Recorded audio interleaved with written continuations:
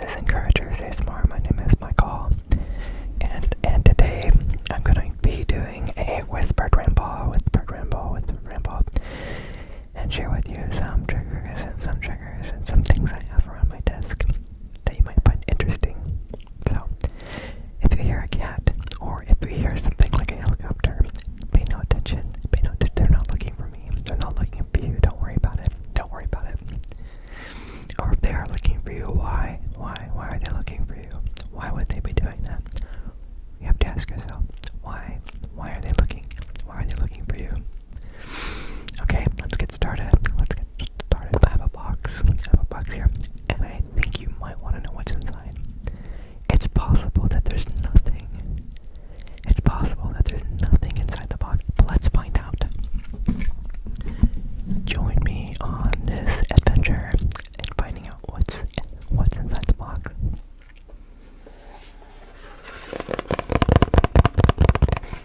Sounds empty. Sounds like there's nothing inside of it.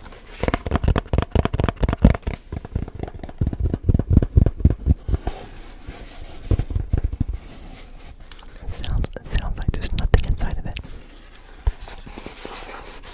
It's shiny. It has a little reflective coating. It sounds really empty. Now, I wouldn't be trying to pull your leg, right? I wouldn't be pulling on it. Your leg, do you feel pressure?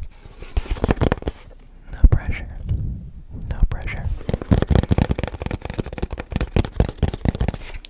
Now for the big reveal. Actually, before we get to that, before we get to the big reveal, I have something else to show you.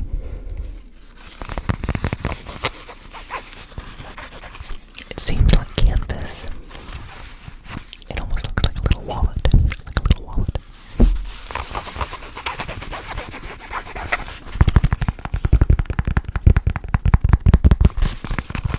It looks like it might be a wallet, but is it?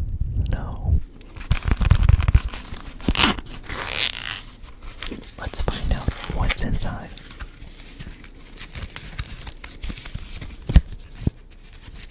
It's a little flippy floppy of memory cards, a whole bunch of memory cards. It is micro SD cards inside their holders. And a sticker with my home address on it and name, so that's going to stay private. But at least now you know what's inside. But, and hang in there with me for a second. Can you guess what just fell? I don't know. I hope nothing. Hopefully a cat won't eat it later. If I find something in a fur ball around the house, I'll be like, yes, my SD card I was missing. There it is. This is one of the memory cards.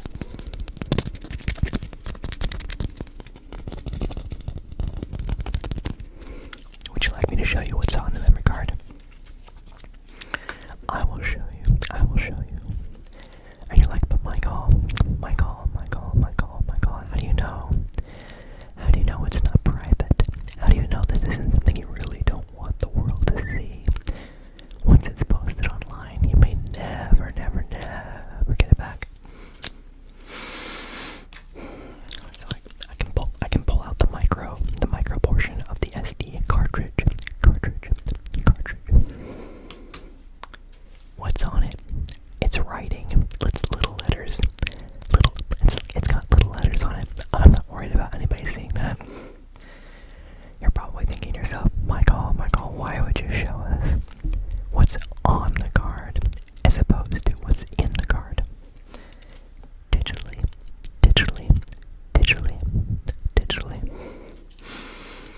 Because it could be private, and once it's online, I may never get it back.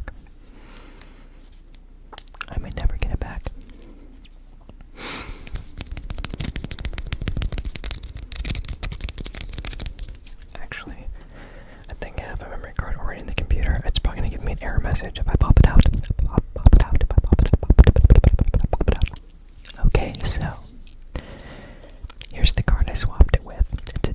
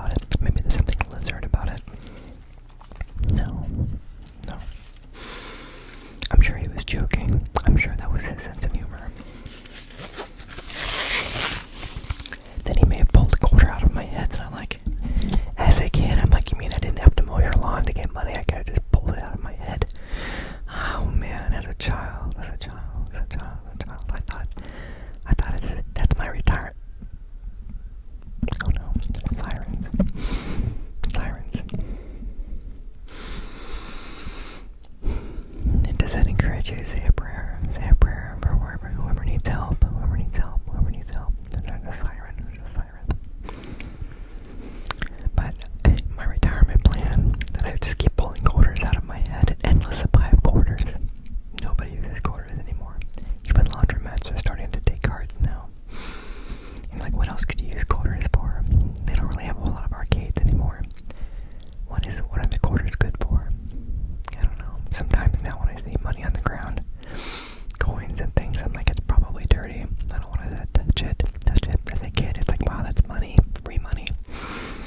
And now it's like, I'm gonna pass. I'm gonna pass on that one.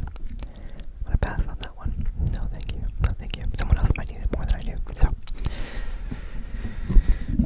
what's inside the box?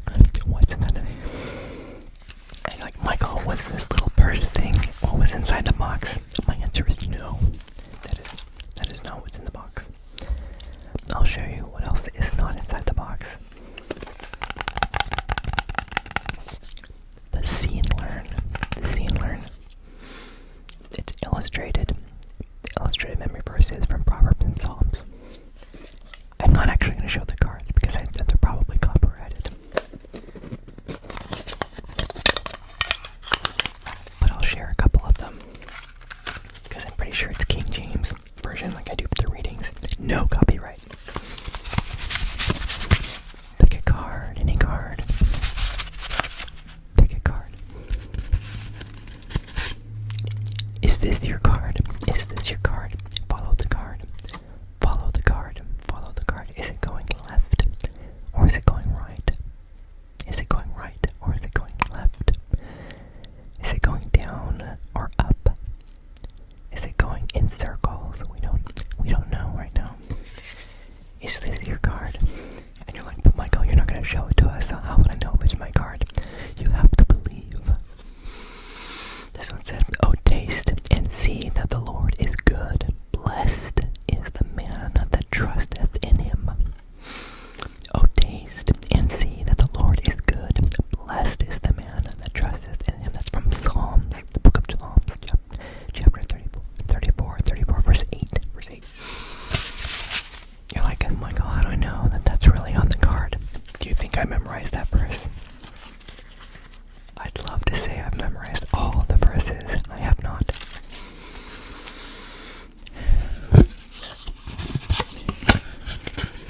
This one's an oldie but a goodie. You're like, Michael, King James version is like 1600s. Of course it's old, but the card is less than that. Could be from like the 70s. I don't know. This one is, thy word is a lamp unto my feet and a light unto my path. Thy word is a lamp unto my feet and a light unto my path. That's from Psalms 119. Yes, there's like 150 chapters in Psalms. Psalms is a big book. It's a great read. It's a very good, heartfelt. King David wrote a lot of it, and it's from his heart. Verse 105 from Psalm 119. 119, I believe, is the longest chapter with a lot of verses, clearly over 100 verses. So if you want to read one psalm a day, that's a long day. A long one for the day. It's not going to take you a day to read them. The verses aren't very long. Anyway, King David wrote these, and if you look at King David's life, let's take a moment. Let's take a moment to talk about King David. Who is King David? He was a shepherd, the son of Jesse. He had several sons. I think there were 7, I'm not sure. And God told, I think it was Samuel the prophet, to go to this guy's, Jesse's house, and to anoint one of his sons as king of Israel. He was going to be the second king of Israel. The first one was King Saul. Here's a little history lesson. King Saul. So Israel had not had kings before. So Israel became a nation. Well, God gave the name Israel to Jacob, the patriarch. So Jacob had 12 sons. That are the 12 tribes of Israel. Anyway, their brothers sold Joseph into slavery in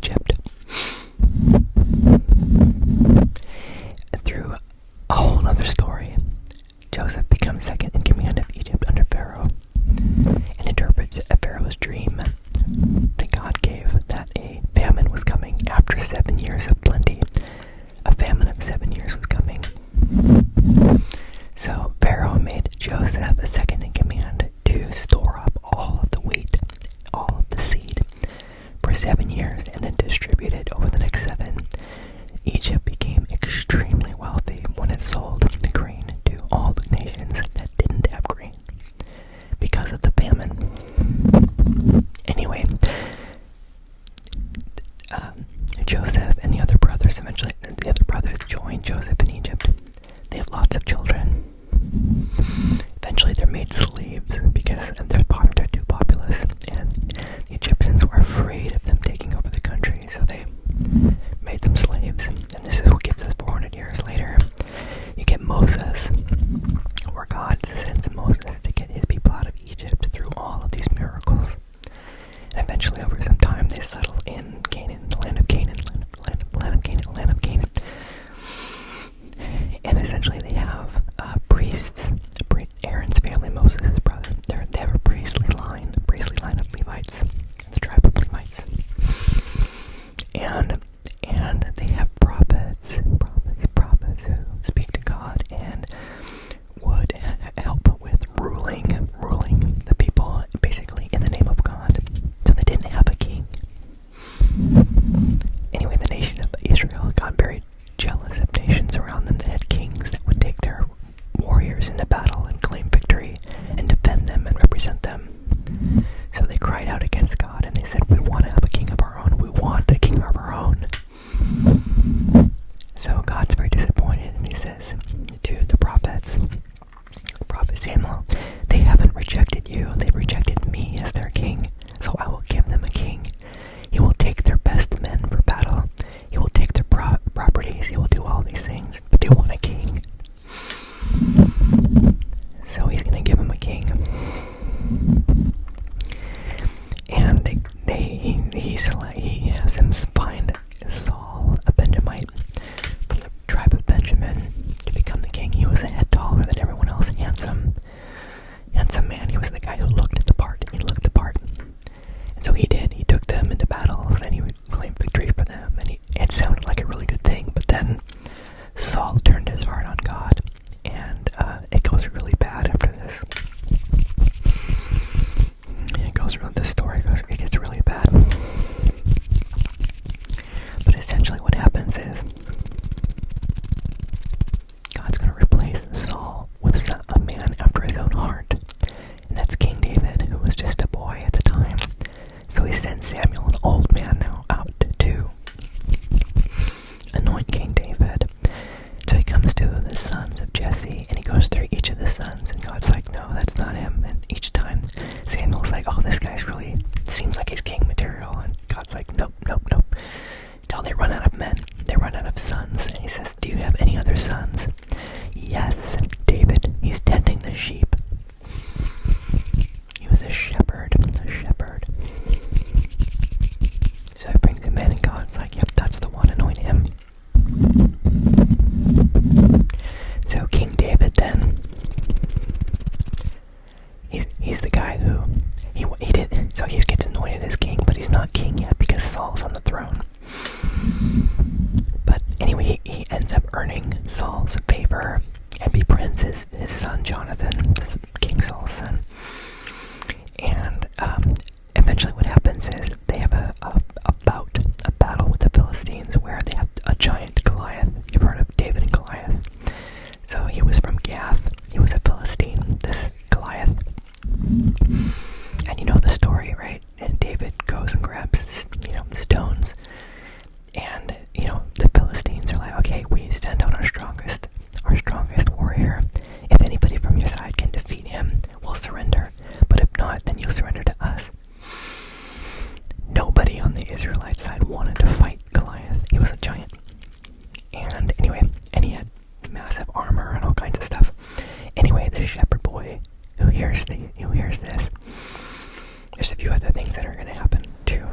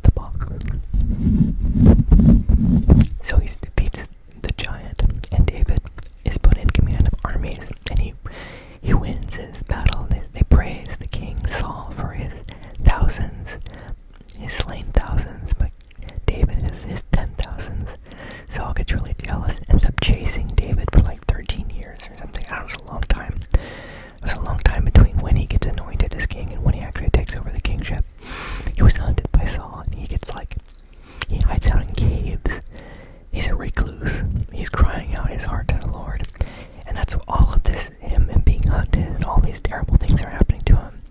He ends up having after he becomes king, he ends up having an affair with someone, and it goes really bad. Anyway, it's just, he repents and he cries out to God. That's all in the Psalms. So it's a very exciting book to read, but you can hear David's heart, King David's heart is just poured out in Psalms. So if you read the book of Psalms, it's very exciting. If you want to read about David's story, I think the book of Samuel, 1st or 2nd Samuel, and the book of Kings, 1st or 2nd Kings, there's a lot of overlapping stories in those books. If you want to learn more about them, very exciting, very exciting. It's also very tragic. But the promised seed of Jesse, a man after his own heart, is that King David would have a relative of his become a king forever. And we know his descendant to be Jesus Christ.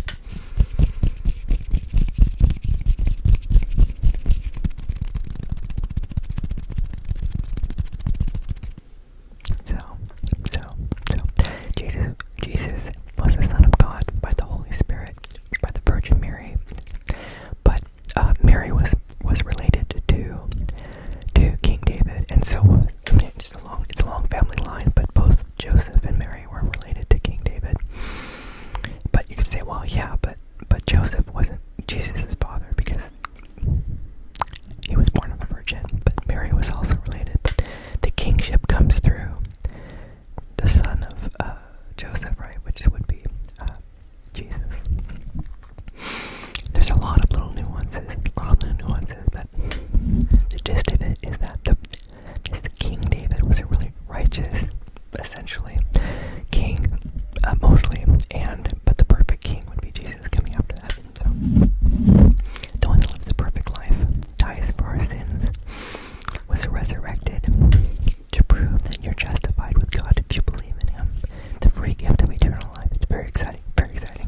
Anyway, Book of Psalms. I digress. Like Michael, this is a very interesting whisper ramble. You've gone way off topic. We want to know what's in the box. But don't you know we're coming up to Christmas? Christmas now. We celebrate the greatest gift of Jesus coming in a manger. A manger is a feeding trough for animals. It's filthy, probably. He was born and put in a manger in a stable because they had no room in the inns, because they had to be traveling for a census that was given. The Roman Empire made a census happen, and she was pregnant, couldn't get out of it, and so she had birth on the trip. And the hotels and the inns were full. All they got was a stable, and so they put Jesus in a manger, and that's how you get those little nativity scenes. Now, the three wise men, you're like, but Michael, what's in the box? Okay, if we think about boxes, there were gifts given by the wise men, magi from the east, who discerned the star and followed it to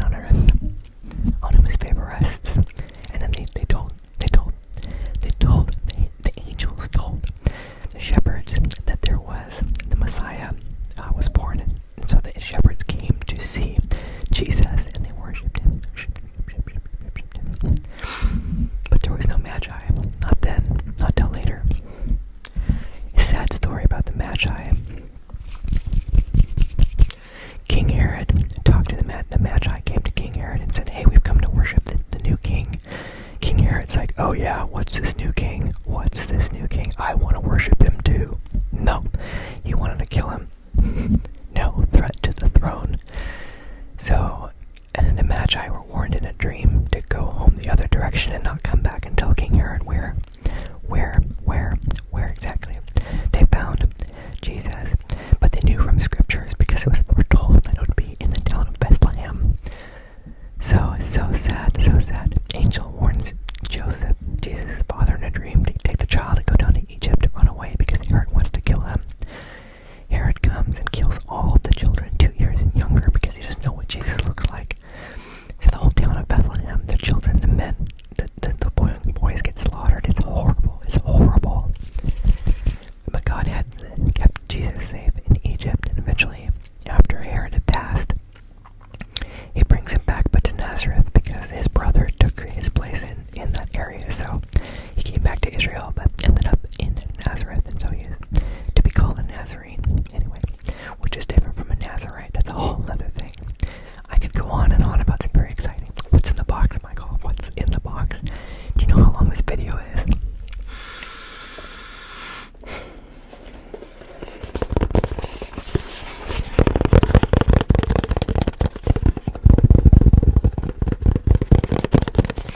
What's in the box? Oh, I'm gonna make 2 versions of this one too. Lord willing, I will have a version with layered sounds. Also, layered sounds. I know some people like the layered sounds. I like layered sounds sometimes. Layered sounds. Layered sounds. So let's find out what's in the box. Let's find out what's in the box.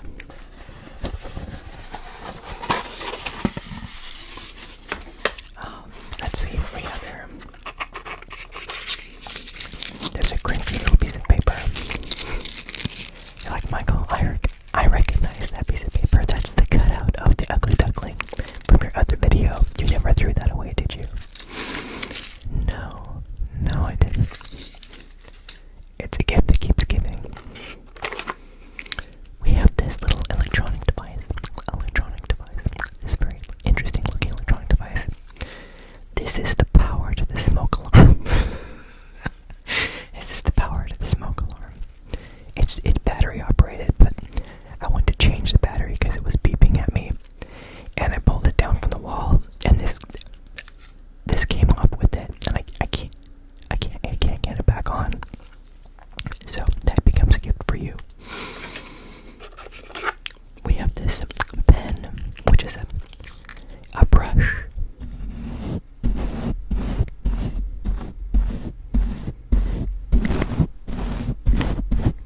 So I can clean my mic. It's actually for camera. I might have just damaged it, so I can't use it for cameras anymore. Maybe. It's retractable. Very exciting. There's a ring. It looks like it has wood. And mother of pearl. Mother of pearl. Pearls. Mother of pearls. Maybe. And then there's a little pen. That looks like it has a ring too, but it's a key ring.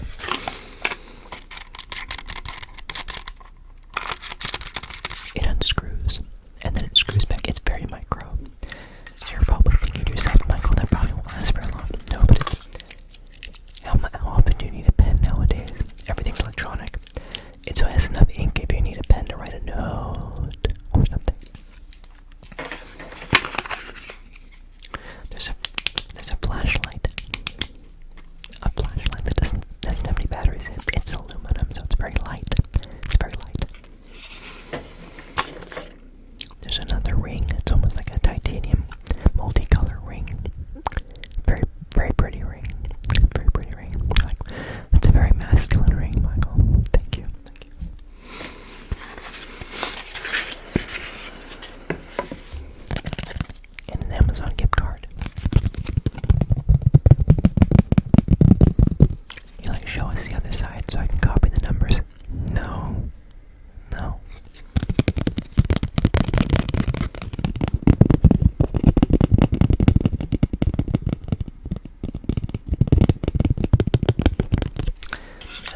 we have inside the box.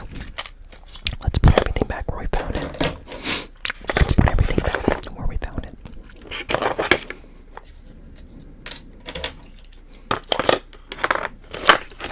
Let's put the lid back on. Anyway, hope you enjoyed this particular episode. And just know I'm so grateful for you. So grateful for you.